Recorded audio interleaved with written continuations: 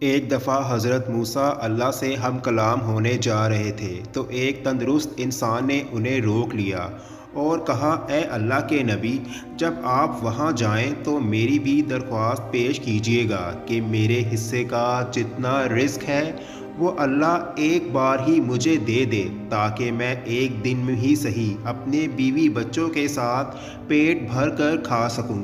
آپ نے جا کر حسب وعدہ وہ عرضداشت پیش کی تو جواب آیا، اے موسیٰ علیہ السلام، اس بندے کا رزق صرف ایک بوری اناج کے برابر ہے، اس لیے اسے تنگ دستی کے ساتھ دیتا ہوں کہ ساری عمر اسے رزق ملتا رہے۔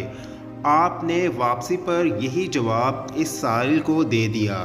اس نے پلٹ کر کہا، اے اللہ کے نبی، جب آپ کا دوبارہ جانا ہو تو اللہ کے سامنے میری عرض فرمائیے گا کہ مجھے وہ ایک بوری رزق ایک دفعہ ہی عنایت کر دیں تاکہ میں پیٹ بھر کر کھا سکوں۔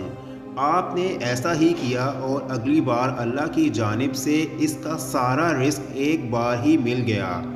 پھر آپ کچھ عرصہ بعد وہاں سے گزرے تو دیکھا وہ شخص بہت اچھے حال میں تھا اور اس کے گھر کے آگے دیگیں چڑھی ہوئی تھیں۔